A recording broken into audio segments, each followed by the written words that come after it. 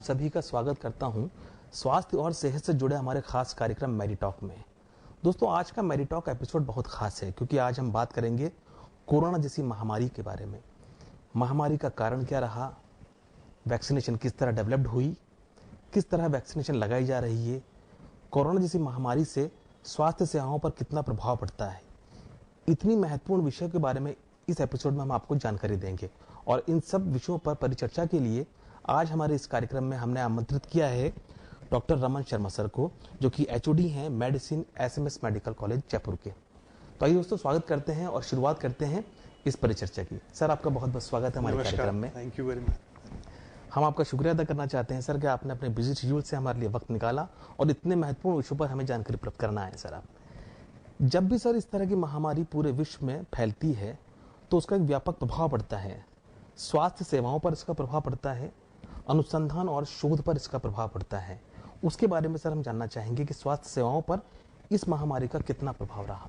देखिए, जब ये शुरू में महामारी चालू हुई थी, जबकि शुरू में जो वुहान से चाइना के केसेस आने लगे थे, तो पहले पता चला कि भाई ये एक वायरल इन्फेक्शन है जो कि रेस्पिरेटरी इन्फेक्शन है, जबकि ये ड्रॉपलेट से फैलता है। तो उसके बाद ये वायरस जो फैलना था वो बहुत जोर पकड़ते गया और काफ़ी हद तक दूसरे नेबरिंग कंट्री चाइना के आसपास के देशों में फैला और फिर इंडिया में भी फैला। फिर इंडिया में फैलने के बाद ये सारे यूरोप वगैरह, सारे अमेरिका वगैरह काफ़ी देशों में काफ़ी हद तक फैल गया। तो इसको इस हद तक फैल गया कि इसको एक पेंडेमिक डिक्लेयर करना पड़ा WHO द्वारा। और जब भी पेंडेमिक डिक्लेयर होता है तो इसका मतलब सारी कंट्रीज को गियर अप करके रखना पड़ता है कि आगे ना फैले। तो स्वास्थ्य सेवाओं पे जहां तक असर है, बिल्कुल बुरी तरह से बहुत प्रभाव पड़ा। और इस जो कोविड नाम की बीमारी है, जो वायरस जो फैला है, उससे सारी स्वास्थ्य सेवाएं चरमरा गई एक तरफ से, क्योंकि सारा वर्ल्ड, पूरा देश, अपना भी देश और पूरा संसार पूरा प्रिपेयर्ड नहीं था कि इस वायरस के, नए वायरस के लिए अपन क्या कर सकते हैं, क्या नहीं कर सकते, क्योंकि उस टाइम तक कुछ नहीं था। हालांकि एक्सपीरियंस जो था लोगों का इन्फेक्शियस डिजीज में, साइंटिस्ट का और डॉक्टर्स का, वो जो पुराना एक्सपीरियंस था, दो बीमारियां थी इससे मिली जुली जो इसके कजन ही माने, सार्स CoV-1 और मर्स, मिडिल ईस्ट रेस्पिरेटरी सिंड्रोम। तो सार्स तो हुआ था 2002 से 2004 तक रहा, बहुत ज्यादा नहीं फैला, वो लिमिटेड पॉकेट में ही रहा। उसके बाद हुआ मर्स 2012 से लेकर 2015, सिर्फ 849 केसेस रहे मिडिल ईस्ट रेस्पिरेटरी, वो भी एक कंटेन्ड ही रहा, लिमिटेड पॉकेट में ही रहा, बहुत ज्यादा नहीं फैला। तो शुरू में जब ये सार्स CoV-2 जो इन्फेक्शन आया, इसमें भी ऐसा सोचा कि बहुत ज्यादा नहीं फैलेगा, पर देखो सारे अनुमान धराशायी हो गए और ये पूरे वर्ल्ड में, यूरोप में, अमेरिका में और मिडिल ईस्ट में सब जगह फैल गया। तो ये जो स्वास्थ्य सिस्टम था इस तरह के पेंडेमिक के लिए गियर्ड अप नहीं था, पर पुराना जो एक्सपीरियंस था सार्स और मर्स का, वो काफी इसमें काम आया। और सबसे पहले तो यही जो प्रिकॉशंस थे कि रेस्पिरेटरी इन्फेक्शंस को कैसे प्रिवेंट किया जाए, सबसे पहले उसी पे अपना ध्यान केंद्रित किया गया। उसके बाद धीरे धीरे दवाई डेवलप हुई।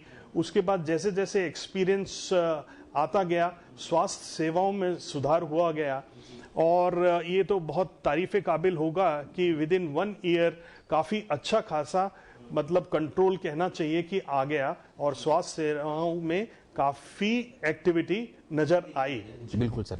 सर, हम ये जानना चाहेंगे, जब इस बीमारी की शुरुआत हुई थी तो इट इज क्वाइट अज्यूम्ड कि जितने देश ज्यादा विकसित है वहां पर शायद इनका प्रभाव कम नजर आएगा, जो विकासशील देश हैं जहां पर स्वास्थ्य सेवाएं थोड़ी कम है, या यूं कहें कि इंफ्रास्ट्रक्चर उतना अच्छा डेवलप नहीं है जितना कि और यूरोपियन कंट्रीज का है, पर वहां पर इसका प्रभाव कम देखा गया।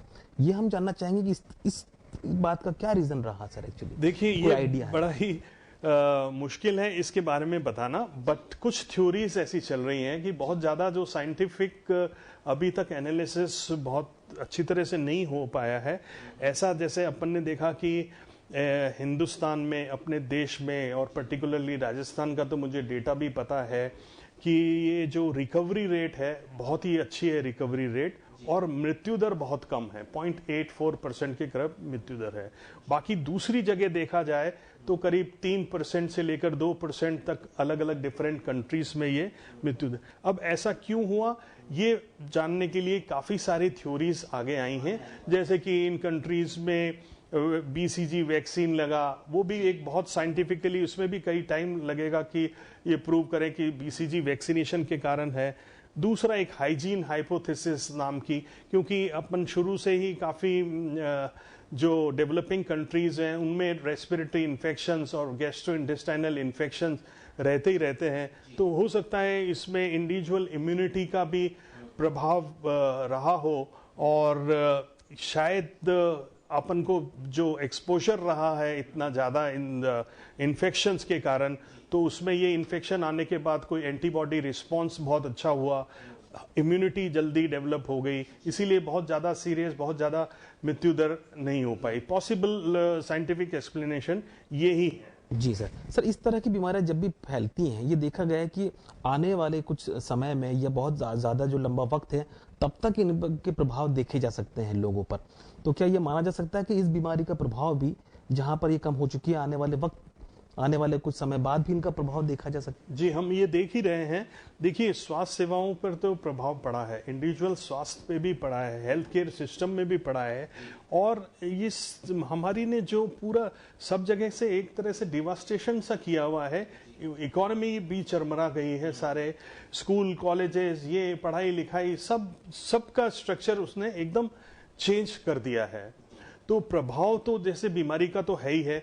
हमें एक तरह से ये बीमारी के लिए बहुत अच्छी तैयारी की गई है अपने देश का, तो मुझे पता है कि सेंट्रल गवर्नमेंट और स्टेट गवर्नमेंट बड़ी मुस्तैदी से इसको सामना करने के लिए काफ़ी अच्छे प्रयास करे गए।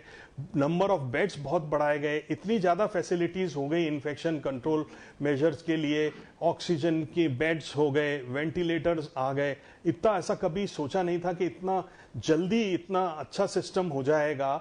और बाकी इसको, इस सिस्टम के डेवलपमेंट से सरकार, सेंट्रल प्लस स्टेट गवर्नमेंट, दोनों के प्रयासों से इस इन्फेक्शन को जल्दी से कंट्रोल कर लिया गया, मैं तो यही कहूँगा। और दूसरा, जहाँ तक संभावना है आगे आने की, तो फॉर्चुनेटली अभी अपना जो देश है उसमें ऐसा है कि काफ़ी कम हो गया है कोरोना इन्फेक्शन, जैसा कि आज रोज के फिगर्स अपन देख रहे हैं तो कम हो रहा है। बट कुछ इसमें अभी को अपने आप को तैयार रहना पड़ेगा, क्योंकि अभी बड़ा मिस्टीरियस वायरस है, इसके बड़ा अज्ञात किस्म का वायरस है।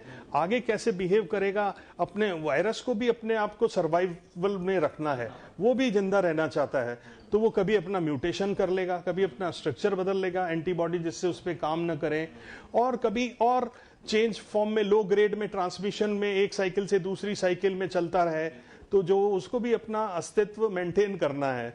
तो आगे क्या होगा ये अभी बहुत मुश्किल है कहना, पर इतना जरूर कहना चाहूंगा कि आगे भी अगर जैसा भी है तो अपने को जो अपन ने शुरू में काम किया था, इन्फेक्शन कंट्रोल मेजर जैसे मास्क पहनना और हाइजीन प्रॉपर रखना, सैनिटाइजेशन करना, डिस्टेंसिंग रखना, हालांकि दूर अभी तो स्कूल कॉलेजेस वगैरह खुलने का टाइम आ गया है, पर अब ये तो ऐसा तो हो नहीं सकता कि इनडेफिनेटली ये हमेशा ही चलता रहेगा। तो ये बहुत अच्छा कदम है कि अपन आगे बढ़ रहे हैं इस सिलसिले में, इस वायरस को लेते हुए। सर, आपके अनुभवों से हम ये जानना चाहेंगे, आपने SMS हॉस्पिटल में कार्यरत होते हुए भी कोरोना वैक्सीन के लिए भी अच्छा भूतपूर्व कार्य किया है। क्या कोरोना वैक्सीन का एंटीडोट बनाने की प्रक्रिया में और उसकी जो प्रोसेस में क्या कहीं कोई और सुधार आवश्यक था, या आने वाले समय में हम जानेंगे कि एंटीडोट को इस तरह से बनाया जा सकता था? देखिए, दो तरह की इम्यूनिटी होती है, एक तो नेचुरल इन्फेक्शन से इम्यूनिटी हो जाए, और दूसरी आर्टिफिशियल इम्यूनिटी। आर्टिफिशियल इम्यूनिटी यानी कि वैक्सीन द्वारा। तो एक्चुअली में जनवरी 11 को चाइना ने इस वायरस का 2020 में इसका वायरस का पूरा जीनोमिक सीक्वेंस बता दिया था कि क्या है ये पूरा स्ट्रक्चर। अब जब स्ट्रक्चर पता चल गया, उसके बाद से ही मार्च में साइंटिस्ट वर्ल्ड ओवर, जिसमें इंडिया भी पार्टिसिपेंट है, तो उन्होंने वैक्सीन बनाने की तैयारी चालू कर दी थी। और अगस्त तक ट्रायल्स भी हो गए थे, आपने सुना होगा फेज 1, 2, 3, और ये अभी फेज 3 ट्रायल्स जो चल रहे हैं, तो इतना जल्दी आज तक कभी वैक्सीन इतना जल्दी तैयार नहीं हुआ और इतना इफेक्टिव, इतना असरदार वैक्सीन अभी तक कभी तैयार नहीं हुआ। तो ये एक बड़ी रिवोल्यूशनरी साइंटिफिक अचीवमेंट मानूंगा कि इतना जल्दी वैक्सीन, इतना इफेक्टिव वैक्सीन, और जिसके की कोई दुष्प्रभाव भी नहीं है। तो इस तरह से ये डेवलप हुआ है। तो सारा साइंटिफिक कम्युनिटी ने मिलजुल के ये काम किया है और ये एक बहुत ही आगे महत्वपूर्ण कदम है आगे प्रिवेंशन के लिए, रोकने के लिए कोरोना के इन्फेक्शन। सर, हम ये जानना चाहेंगे, अगर हम वैक्सीनेशन पर अगर हम आते हैं और वैक्सीनेशन की प्रक्रिया शुरू हो चुकी है, फेज 3 में हम लोग पहुंच चुके हैं, वैक्सीनेशन के बारे में हम लोग ये जानना चाहते हैं कि लोगों में कुछ भ्रांतियां हैं या कुछ सावधानियां हैं, वो जानना चाहते हैं कि वैक्सीनेशन के बाद क्या इसका संपूर्ण इलाज उपलब्ध है, क्या वैक्सीनेशन के बाद ये दोबारा नहीं होगा, कुछ ऐसी चीजें हैं जो हमारे दर्शकगण जरूर जानना चाहिए। हाँ जरूर, ये बहुत अच्छा मुद्दा आपने उठाया है। देखिए, वैक्सीन किसी भी बीमारी में, इन्फेक्शन में जो लगता है, उसका उद्देश्य ये होता है कि आगे प्रिवेंशन करना, इन्फेक्शन को प्रिवेंट करना। तो एक कुछ स्तर पर वैक्सीनेशन इफेक्टिव होना चाहिए, यानी कि पॉपुलेशन में ऐसा नहीं कि 2-4 लोगों को वैक्सीन लगा दिया और आगे इन्फेक्शन नहीं होगा। तो एक तो वैक्सीनेशन लगाने से सबसे इंपॉर्टेंट चीज है कि सीवियर डिजीज, जैसे जो इसका सबसे कॉमन जो कॉम्प्लिकेशन है निमोनिया, तो सीरियस डिजीज नहीं होती। वैक्सीन से बिल्कुल बचाव बहुत ही अच्छी तरह से संभव है और लगाना ही चाहिए। दूसरी बात, जहां तक ये दुष्प्रभाव की बात रहती है, कई तरह के सोशल मीडिया, कई प्रिंट मीडिया में कई बार ऐसा आ जाता है कि ये वैक्सीन इतना ट्रायल नहीं हुई, ये नहीं हुआ, पर ये अभी तक बिल्कुल ये बात सही नहीं रहेगी और वैक्सीन बिल्कुल इफेक्टिव है, बहुत सोच समझ के मार्केट में आया है और पब्लिक को दिया जा रहा है सरकार द्वारा। और दूसरे देशों में आपने भी सुना होगा कि दूसरे देश भी भारत से वो चाह रहे हैं कि वो उन्हें वैक्सीन मिले। तो इस तरह से कोई ऐसा साइड इफेक्ट वगैरह कुछ भी नहीं है और डेफिनेटली आगे वैक्सीन का काम ही है प्रिवेंशन करना। तो ये बड़ा ही महत्वपूर्ण कदम है इसको प्रिवेंशन के लिए। तो दर्शकों, देखा आपने और डॉक्टर सर की बात सुनी कि वैक्सीनेशन बहुत जरूरी है। वैक्सीनेशन के और प्रभाव क्या है, इसमें क्या सावधानियां बरतनी चाहिए, उम्र के हिसाब से क्या वैक्सीनेशन जरूरी है, क्या बच्चों के लिए वैक्सीनेशन आएगा, इन्हीं सब बातों की हम चर्चा हमारे अगले भाग में करेंगे। अभी doctor Raman Sharma, HOD, medicine, SMS hospital Jaipur से आज हम बात कर रहे हैं कोरोना के बारे में, उसकी वैक्सीन के बारे में। तो आइए परिचर्चा को आगे बढ़ाते हैं। सर, वैक्सीनेशन आने के बाद सबसे ज्यादा लोग ये जानना चाहते हैं कि वैक्सीनेशन का असर उनकी बॉडी पर कब तक रहेगा, अगर उनको इन्फेक्शन हुआ है तो क्या उनको वैक्सीन लगाना जरूरी है, और जिनके इन्फेक्शन नहीं है क्या वो लगाना उनको भी जरूरी। इस तरह की कुछ बातें हैं जो दर्शकों के साथ शेयर कीजिए। जी, जैसे वैक्सीन लगाना एक तो सबसे बहुत ज़रूरी है। सबसे पहले जैसे कि प्रायोरिटी ग्रुप्स बना दिए गए हैं, health care workers, frontline workers, senior citizen, risk group वाले, तो वो कैटेगरीज है। बिकॉज एकदम से अवेलेबल नहीं होता इतना सारा वैक्सीन, तो इस हिसाब से हम लोगों ने वैक्सीन लगाया है। और इसका असर कहाँ तक रहेगा, यूजुअली क्या होता है, 2 तरह के बॉडी में इम्यूनिटी होती है। एक, जैसे मैंने पहले बताया आपको, नेचुरल इन्फेक्शन के द्वारा, और दूसरा वैक्सीन के द्वारा। ये देखा गया है कि नेचुरल इन्फेक्शन के द्वारा जो इम्यूनिटी बनती है, जो एंटीबॉडीज बनती हैं, वो अभी तक बहुत अच्छी तरह से सिद्ध नहीं हो सका है कि वो बहुत प्रोटेक्टिव हैं या नहीं। पर जो वैक्सीन से एंटीबॉडीज बनती हैं वो बड़ी प्रोटेक्टिव है। उसकी प्रोटेक्टिव एफिकेसी करीब 70 से 90% से भी ऊपर तक है। और जहां भी किसी भी वैक्सीन की एफिकेसी 50%, 60% से ऊपर हो तो वैक्सीन बहुत कारगर माना जाता है। तो अब इसका असर कब तक रहेगा, ऐसी संभावना है, क्योंकि अभी तो पूरा साल भर भी नहीं हुआ वैक्सीन लगे हुए, तो अभी अपन इसकी काइनेटिक्स को नहीं जान पाएंगे कि ये एंटीबॉडी कैसे, कितना डिक्रीमेंट होगा, कितने लेवल्स पे, कितने टाइम में डिक्रीज होगी। तो कम से कम ऐसा माना जाता है कि 2 साल तक तो रहेगा ही रहेगा वैक्सीन का असर। और कुछ स्टडीज में ऐसा प्रोजेक्शन है, क्योंकि अभी तो 6 साल नहीं हुए, कुछ लोग कहते हैं कि 6 साल तक भी रह सकता है इसका इफेक्ट। तो एक बड़ी पॉजिटिव चीज है। दूसरा, अगर किसी को कोरोना इन्फेक्शन हो गया है तो ड्यूरिंग एक्टिव इन्फेक्शन मतलब विद इन 2 वीक्स, 2 हफ्ते तक अगर उनको कोविड पॉजिटिव हैं वो, तब तो बिल्कुल नहीं लगाना चाहिए, उस टाइम नहीं लगाना चाहिए। किसी को बुखार हो रखा है या वायरल इन्फेक्शन दूसरा है, बुखार के टाइम पे वैक्सीन नहीं लगाना चाहिए। अब कुछ ग्रुप ऐसे होते हैं जिसमें एलर्जी ग्रुप, जैसे किसी को खांसी है एलर्जी की, किसी का जुकाम है, तो उसमें बिल्कुल भी कॉन्ट्राइंडिकेशन नहीं है, उनमें लगाया जा सकता है। एक ही कॉन्ट्राइंडिकेशन है कि कभी किसी को बहुत सीरियस रिएक्शन हुआ हो किसी एलर्जिक चीज से, किसी दवा से, या किसी पहले कभी कोई वैक्सीन लगाया जिसको कि हम एनाफाइलेक्सिस बोलते हैं, तो वो जरूर डॉक्टर की नजर में लाना चाहिए, और जो वैक्सीनेटर है वो उसको असेस करेंगे कि इनको लगना चाहिए या नहीं। तो ज्यादातर लोगों के तो वैक्सीन लगना ही चाहिए, उसमें कोई दो राय नहीं है। और इसमें भी प्रायोरिटाइज ग्रुप है जिनको डायबिटीज, हाइपरटेंशन, किडनी डिजीज और जो ओबेसिटी वगैरह है, ये इनको पहली प्रायोरिटी मिलनी चाहिए। जी सर, ये भी देखने में आया है कि जिनके कोरोना वैक्सीन लगी है, कुछ राज्यों से कुछ इस तरह की खबर आई है कि उनमें कुछ फीडबैक भी देखा गया है, कुछ इंसिडेंट देखे गए हैं बॉडी में। वो क्या प्रभाव है, क्या उन प्रभाव को, ये क्या एक्सपेक्टेड प्रभाव है या उन प्रभावों को नजरअंदाज किया जा सकता है? देखिए, एक तरह से तो एक तो सीरियस एडवर्स इवेंट जिनको बोलते हैं, वो तो ऐसा वैक्सीन से अभी तक डेमोन्स्ट्रेटेबल नहीं हुआ। Direct cause and effect relationship, मतलब वैक्सीन लगा और उससे बीमारी हुई सीरियस, वो अभी तक एस्टेब्लिश नहीं हुआ। बाकी छोटे मोटे रिएक्शन तो किसी भी वैक्सीन से, डीपीटी से, किसी से भी हो सकते हैं।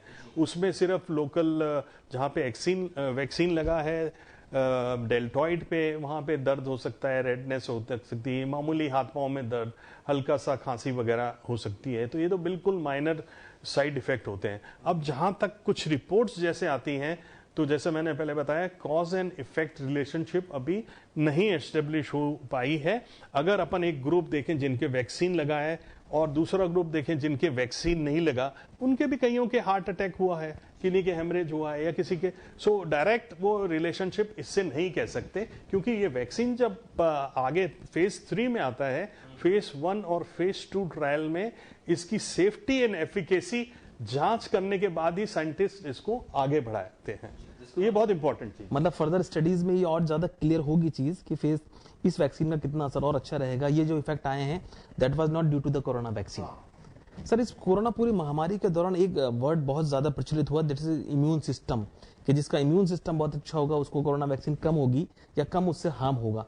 इम्यून सिस्टम एक आदमी किस तरह बढ़ा सकता है इस तरह की महामारियों के अलावा भी बचने के लिए, क्योंकि इम्यून सिस्टम जिनका अच्छा है शायद वो इस बीमारी से कम ग्रसित हुए, वो हमें जानना। देखिए, ऐसा है, इम्यून सिस्टम एक बड़ी कॉम्प्लेक्स चीज होती है, और ऐसा कोई रामबाण दवाई नहीं होती कि ये मैंने एक गोली खा ली तो मेरा इम्यून सिस्टम सही हो गया। इम्यून सिस्टम में बेसिकली हेल्दी लाइफस्टाइल से ही इम्प्रूवमेंट हो सकता है। अच्छा खाना पीना हो, रेगुलर एक्सरसाइज हो, अच्छी नींद हो, रिलैक्स्ड मेंटल एटीट्यूड हो, यही बॉडी की इम्यूनिटी को बढ़ाते हैं। तो इसके अलावा ऐसा कुछ नहीं कि मैंने एक गोली खा ली और मेरा इम्यून सिस्टम सही हो गया है। तो वैसे ही दूसरी कई बीमारियां ऐसी होती हैं जिसमें इम्यूनिटी कमजोर होती है, तो उसमें देखा गया है कि उनमें कोरोना इन्फेक्शन ज्यादा हो सकता है और सीरियस हो सकता है। जो कि इम्यूनोसप्रेसिव ड्रग्स किसी बीमारी के लिए ले रहे हैं, HIV पेशेंट्स हैं, कैंसर के पेशेंट हैं, लंग कैंसर हुआ, मैलिग्नेंसी, हिमेटोलॉजिकल ब्लड कैंसर वगैरह, उसमें ज्यादा देखा जाता है। तो भी उसमें ऐसा है कि इसमें अपने को उसका बीमारी का तो इलाज चल ही रहा है, और उस ऐसे इवन इस ग्रुप में भी वैक्सीनेशन जो है वो कॉन्ट्राइंडिकेटेड नहीं है, उन लोगों को भी वैक्सीन लगाया जा सकता है। हालांकि उनमें जो एंटीबॉडी रिस्पांस है वो नॉर्मल इम्यून रिस्पांस वाले से थोड़ा सा हल्का कम होगा, पर ये इंडिकेशन है अभी कि लगाना चाहिए, क्योंकि वो एक रिस्क ग्रुप है, उनमें कोरोना इन्फेक्शन हुआ तो सीरियस नेचर ले सकता है। जी सर, हम आपका वो वाला भी इंपॉर्टेंट ऑफ रोल जानना चाहेंगे, जब आपने कॉम्बिनेशन ऑफ ड्रग्स जो इसकी स्टार्टिंग में आई थी, जो SMS हॉस्पिटल का बहुत बड़ा रोल था, वो आपका कैसा एक्सपीरियंस रहा? जी, शुरू में जब ये 2 मार्च को इटालियन कपल हमारे यहाँ भर्ती हुआ था, तो हम लोगों ने, डॉक्टर्स की टीम ने, पूरे मेडिसिन डिपार्टमेंट की टीम ने एक अर्जेंट मीटिंग करी, एक ब्रेनस्टॉर्मिंग सेशन हुआ कि क्या कर सकते हैं। तो इसमें इस सेशन में हमारी जो पुराना एक्सपीरियंस था, हम लोग जनवरी से ही तैयार थे। हम लोग मीटिंग्स कर करके यूनिट्स में पूरे डिपार्टमेंट में डिस्कशन करते थे, इन केस एडवर्सिटी अगर ऐसी होती है कि आ जाता है कोरोना इन्फेक्शन, तो हम कैसे तैयारी करें। तो हम थ्योरेटिकली प्रिपेयर्ड थे, और जो दवाइयाँ जो पुरानी ट्रायल में बहुत पहले जो सार्स और मर्स की जो इफेक्टिव दवाइयाँ थी, उसको हमने लेकर एक कॉम्बिनेशन बैठ के तैयार किया, और काफ़ी हद तक सफल भी रहे। उसमें धीरे धीरे नई दवाइयाँ जुड़ती गई हैं, और हालांकि जैसे हाइड्रोक्सीक्लोरोक्विन नाम की दवाई है वर्ल्ड ओवर, ऐसा नहीं है कि सिर्फ वो, उसके बाद वर्ल्ड ओवर बहुत सारी ट्रायल्स में ये यूज़ हुई हैं, और धीरे धीरे उसके रिजल्ट आते रहे। और जैसे जैसे कोरोना का एक्सपीरियंस हमारा बढ़ता रहा, हम इंडिविजुअलाइज्ड अप्रोच रखते रहे। जैसे किसी को डायबिटीज़ है, किसी को ब्लड प्रेशर है, उसको कौन सी दवाई देनी है, उसकी डायबिटीज़ कितनी ठीक रखनी है, उसका ब्लड प्रेशर कितना कंट्रोल करना है। तो बहुत सारे इंपॉर्टेंट इंडिविजुअलाइज्ड एस्पेक्ट तो देखा ही गया कि मरीज को कैसे अपन को करना है कंट्रोल में उसकी बीमारी को, और दवाइयों का ट्रायल। और मैं बताना चाहूँगा कि सबसे बड़ी ट्रायल जो सॉलिडरिटी ट्रायल है WHO, उसमें जयपुर हम लोग पार्ट ऑफ द ट्रायल थे, और हमने सब तरह की दवाई, सब तरह के एक्सपीरियंस देखे हैं, और अभी तक चले ही जा रहा है। फिर ये रेमडेसिविर वगैरह शुरू में ही हमने चालू कर दिया था यूज़ करना। तो ये एक बड़ा overall over the period of time हमारा एक्सपीरियंस बड़ा चेंज होते रहा, और हमें एक्सपीरियंस के साथ साथ नॉलेज होती गई, और हमने इफेक्टिव वे में इसको कंट्रोल करने की पूरी कोशिश करी। भारत सरकार के साथ साथ राज्य सरकार ने भी जो उपाय किए हैं इस कोरोना महामारी में, that was appreciated all over the India. वो स्ट्रेटजी के बारे में बताएं कि हमारे राज्य सरकार ने SMS हॉस्पिटल ने कितना योगदान दिया है हमारे राज्य को कोरोना से मुक्त कराने में। देखिए, कोरोना से मुक्त कराने में SMS हॉस्पिटल तो सेंट्रल हब था। सारी मीटिंग्स वगैरह में, सारी पॉलिसी बनाने में SMS की पूरी हमारी टीम जो थी वो पूरी शामिल थी। और जैसे जैसे WHO की गाइडेंस, सिर्फ पूरा सेंटर की नहीं बल्कि इंटरनेशनल गाइडलाइंस के अकॉर्डिंगली, तो सरकार ने बहुत पूरी तरह से इफेक्टिवली काम किया। और जिसमें सबसे मेजर चीज जो मैं अभी भी कहना चाहूँगा, और जो आगे इवन आफ्टर वैक्सीनेशन भी अपने को करनी है, कोविड एप्रोप्रिएट बिहेवियर। लॉकडाउन भी लगा, उसके बाद लॉकडाउन धीरे धीरे खुला, पार्टली खुला, अब काफ़ी हद तक खुल गया है, पर फिर भी अपने को मास्किंग, सैनिटाइजेशन एंड डिस्टेंसिंग, वो तो अभी कुछ टाइम तक तो रहेगा ही रहेगा। अब ये कब खत्म होगा ये अभी कहना बड़ा ही मुश्किल होगा। जी जी सर, हम जाते जाते आपसे एक महत्वपूर्ण प्रश्न ये पूछना चाहेंगे कि वैक्सीनेशन अब लगना स्टार्ट हो गया है, लोगों को क्या संदेश देना चाहेंगे आप कि कितना इम्पोर्टेंट वैक्सीनेशन है, वैक्सीनेशन के बाद क्या क्या सावधानियां हैं, वो एक बार हमारे दर्शकों को एक बार बताएं। जी, सबसे इम्पोर्टेंट जो एडवांसमेंट है, साइंटिफिक जो रिवोल्यूशनरी चीज अभी आई है, वो है वैक्सीन कोविड-19 के। और अभी तो 2 वैक्सीन इंडिया के खुद के वो जो हैं चल रहे हैं, और सब डॉक्टर्स हमारे अभी फर्स्ट लाइन, फ्रंट लाइन जो है डॉक्टर्स ने वैक्सीन लगाया है। बहुत ही इम्पॉर्टेंट है कि वैक्सीन लगाया जाए, जो पर्टिकुलरली रिस्क ग्रुप हैं उनमें वैक्सीन लगाया जाए। कोई साइड इफ़ेक्ट नहीं है, और इसकी एफिकेसी बहुत अच्छी है। दोनों वैक्सीन्स बहुत ही बढ़िया हैं, और इसमें कोई दो राय नहीं कि मतलब इसको वैक्सीन को अपने को किसी भी हद तक अवॉइड किया जाए। और साइड इफ़ेक्ट भी बिल्कुल मामूली साइड इफ़ेक्ट हैं, ऐसा कुछ भी नहीं है कि इसमें कोई बॉडी के अंदर कोई स्ट्रक्चरल चेंज हो जाएगा या DNA, ये बिल्कुल सोशल मीडिया की अफवाहें हैं कि बॉडी में असर कर देगा, ये कर देगा।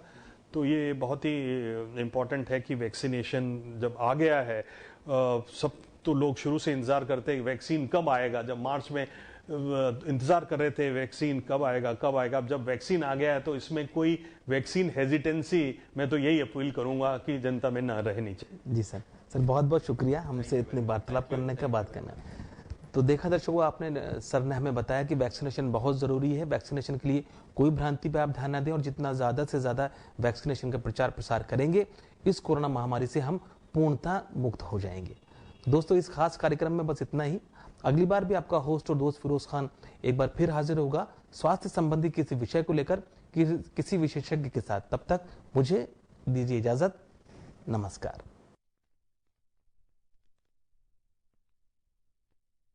जन टीवी की लेटेस्ट अपडेट पाने के लिए हमारे चैनल को जरूर सब्सक्राइब करें और नोटिफिकेशन पाने के लिए बेल आइकॉन दबाएं।